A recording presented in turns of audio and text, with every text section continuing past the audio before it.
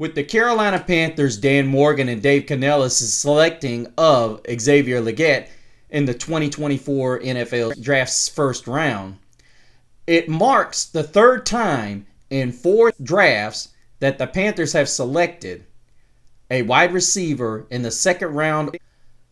Want to see how this could end up in the same results as in past times? Find out next on Growlin' and Prowlin'.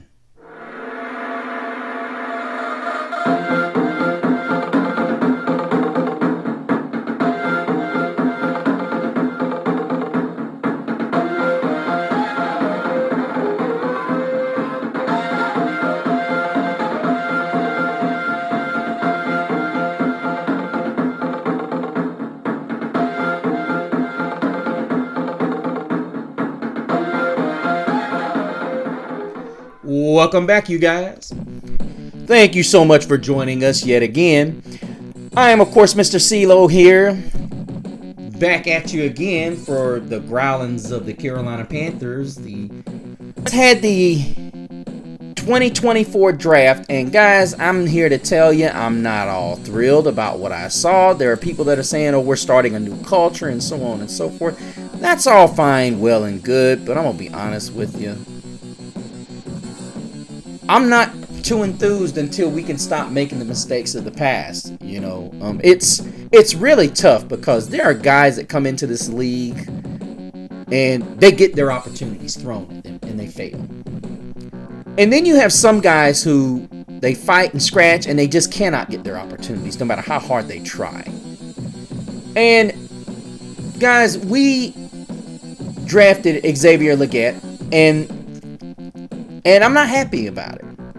Not that he's not a good player, but I want to show you that we've got 2 of the same receiver on the team, and we got 1 receiver who could arguably be a player that we have lost out on. Now, many of you know I am a guy that I love picks being successful. It is the staple and motto of a great franchise. When you can hit home runs on at least your first 3 round of picks. Because the reality of it is, if I were a GM, I would trade all of my picks to get 1 big draft. And I know what people are going to say, oh no, don't do that. I would trade all of my picks to get 3 rounds worth of players. Now this is one of those drafts, guys. People can argue with me and say this draft was not it, but it was. But anyway, this draft is about the reason Xavier Leggett, unless they already have a plan for this guy, it's going to end up the same as Terrace Marshall and currently Jonathan Mingo. You already have people talking about Mingo, but I'll get to that as a bust. Let's take a look at all 3 prospects at what they graded out when they first came out. And I will show you some highlights of one Terrace Marshall, because this is about him. This is a guy that's got 1 year left to be given opportunity for 1. But let's look at Xavier Leggett's draft info. He's 6'1", 221, arm length 31, almost 32 inches, and has 9-inch hands.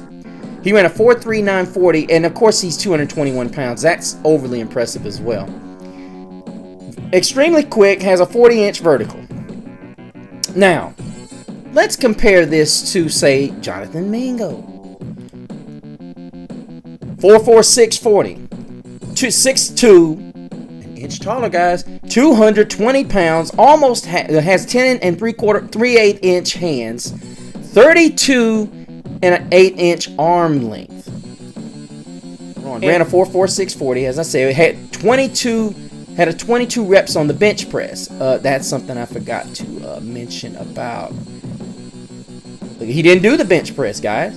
So we can look at Mingo, and what I loved about Mingo, he was a very good after the catch receiver, and that's something that I'm sitting here watching Canellis and them say they want a guy with that dog. Mingo had that dog.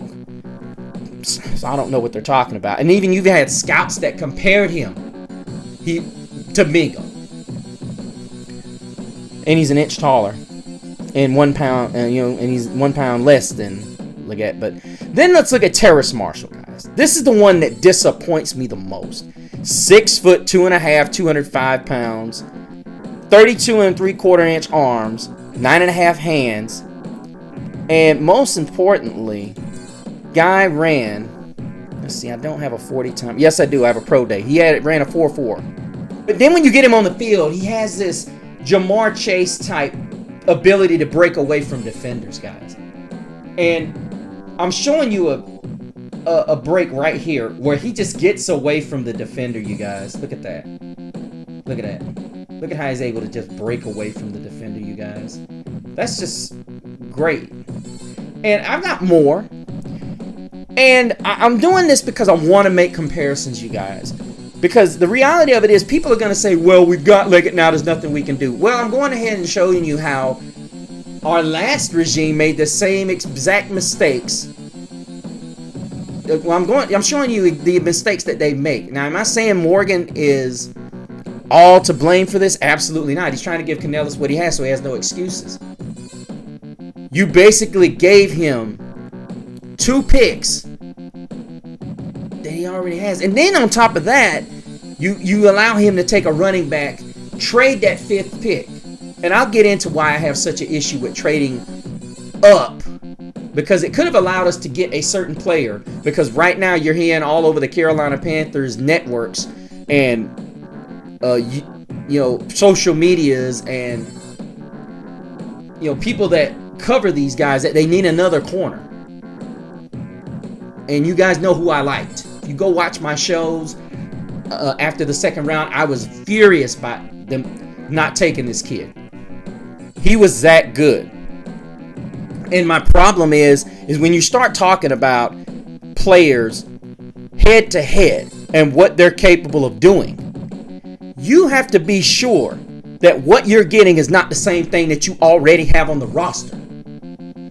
And the thing that really ticks me off is that the Panthers have had the same receiver on the roster, but already. They did not utilize Terrace Marshall. They did not utilize his skill set. And now you're going back and you're getting the same receiver that you drafted last year. Bruh. And it makes no sense. But let's go to Terrace Marshall. Let's look at this guy. This guy has a career 64 catches, 110 targets on 767 yards, only 1 touchdown. And if I recall correctly, that came in that Cincinnati game last year when the Panthers just got absolutely destroyed. But he was the lone bright spot. He was the lone bright spot. And here's the reality, you guys. You can sit and you can look, you can say whatever you want about certain players. Most of the time, it's about getting the shot. Getting your opportunity to make plays. And the problem is when you don't get your opportunities to make plays, how are you going to make plays? How are you going to make plays? We could sit here and say all day, oh, well, he played so-and-so a number of snaps. And Terrace Marshall went almost 2 weeks without even dressing. Went almost 2 weeks without dressing, guys. And this is reality. This is the reality that you have to face as a NFL player, is that you could get pushed to the side. And I'm going to be honest with you. He has not had his opportunity.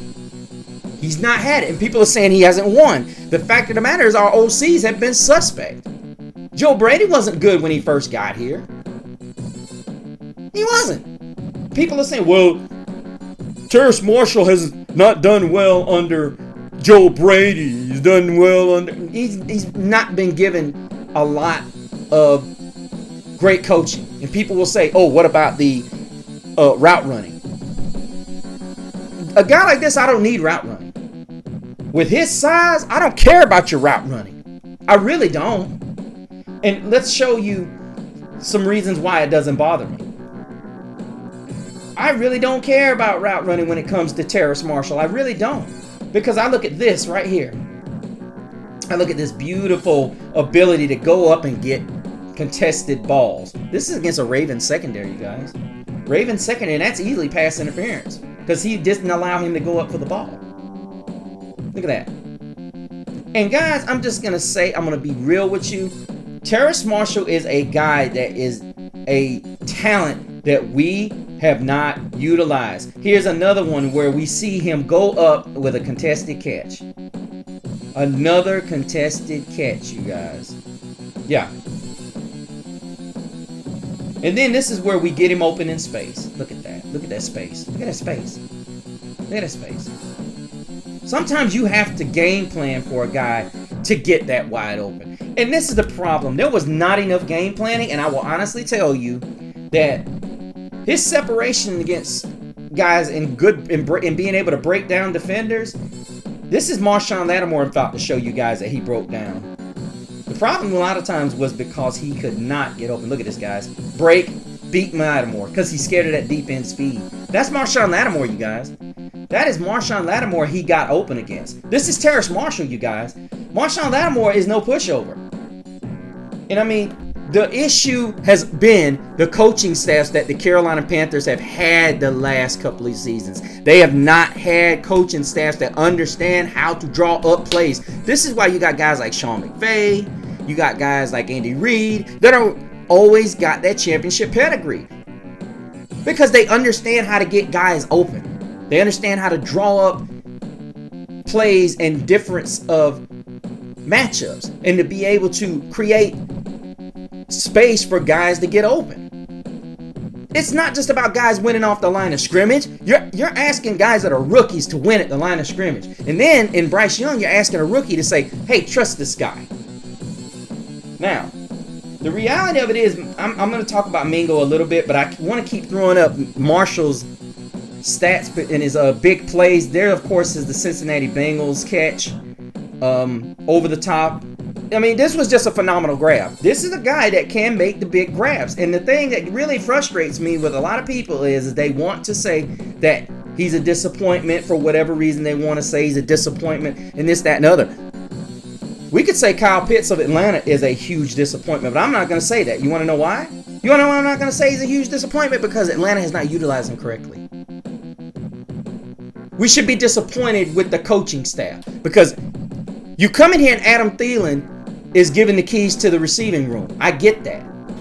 But the reality of it is you have to teach one Bryce Young that he can trust others too, including Jonathan Mingo, including Terrace Marshall. Terrace Marshall is a guy that can go up and do his thing. He is the jump ball threat that you have needed. And you have to teach Bryce Young what to do. Why don't you explain it to me? I'll explain it to you. You fucking idiot. I'm just making a point, you guys, that we have had the weapons. And for all of the individuals that say that the Carolina Panthers have one of the worst receiving corps in the league is a bunch of mumbo jumbo. You can call it what you want, but I'm not going to sit here and I'm going to degrade these guys. I'm not going to sit here and say guys like DJ Chark who fumbled the football on one of his grabs where he was doing his best to get the ball in the end zone off of a struggling offense that couldn't do a darn thing right. I'm not going to go there. But you'll have people that will sit there and they will down this receiving core. They'll down everything about them, but they won't say anything positive when they do something right. It's all about being this and being that. This receiving core was not that bad. It was horribly coached. Who cares? Terrace Marshall has not been properly coached and he's not properly been given his opportunity. So Shut up. It's all about getting guys open. And if you can't formulate game plans where guys are getting open and running all over the field, then honestly, you don't need to be an offensive coordinator. Because I'm not saying it's easy, but at some point, you should be able to get guys open at least 3 to 4 times a game. That's just the bottom line. Same thing with Jonathan Mingo, you guys. I got to throw this in there, guys. Terrace Marshall caught 9 balls, and I'm going to put it to you like this. The Frank Reich era will go down as one of the worst eras in Carolina Panthers. Not even the George Seifert era looks that bad. That was pathetic. Yeah, I said it, George Seifert. Not even his era looked that bad. We couldn't even look. We looked dreadful on offense. I mean, it's not like Frank Reich didn't even want to be here. I'm just saying. I'm not trying to put him out there, but that's just what it looked like to me. But looking at Jonathan Mingo, guys, in all, I'm sorry, I rambled a little bit. But do you guys know Terrace Marshall caught 9 balls in a game and then didn't play? I want y'all to let that sink in. I think I said it earlier in the show, but that's unacceptable. But let's look And what Mingo did. Of course, the 43 catches, 418 yards. It's impressive, but then again, it's like we're missing something. We are missing something. Now, he's caught more balls this season than Terrace Marshall caught in his entire in an entire season. You know, and he's never had a 43 catch season. And a lot of people will say, well, that's pretty bad. I mean, a lot of it's not on him. He's played in 13 games, played in 14 games. He played in 9 games in 2023. And a lot of that was because of Frank Wright and Thomas Brown's inability to get it. And the problem is that it stems from a lot of lack of understanding. A lack of understanding. And the reality of it is, you have to understand a player's gifts and his skill set. You already got Xavier Leggett on the roster. Why would you need another? I'm interested to see how this is going to look. But guys, as I said before I get out of here, I want you guys to look at this show and understand that a lot of this issue with Terrace Marshall and our receiving core, a lot of it's just been coaching. A large part of it has been coaching and a lack thereof. And a lot of you are going to say the issue with Terrace Marshall, him wanting out. I don't blame him. Look at how horrible we've been coached over the years, guys. It's not fun. And I feel bad for him, and I'm starting to feel bad for Mingo because you got writers that are out there putting their names out there saying that he's a bust already. In his first year, he caught 43 balls. Sorry, he didn't pull a Paka Nakua, but let's keep it real. Paka Nakua got an opportunity because Cooper Kupp got hurt. He took advantage of it. And Sean McVay is a very darn good offensive-minded coach. He's very good. And unfortunately, we haven't had a Sean McVay here. Maybe Dave Canellis can do that. And maybe get Terrace Marshall back involved. Who knows? But that's going to do it for us, guys. Make sure you comment down in the show. And also give the Facebook page a shout out at Growlin' and Prowlin'. Also, guys, go to my Instagram at Mr. CeeLo. Give me a shout out. Let me know what you think, as well as commenting and letting me know what you think here. Because here's the reality, guys. This is about communication. If you guys don't agree with what I'm saying, you know, feel free to chime in. That's what this is about. But until the next time, you guys, keep prowling the airwaves. And keep growling out. Keep pounding.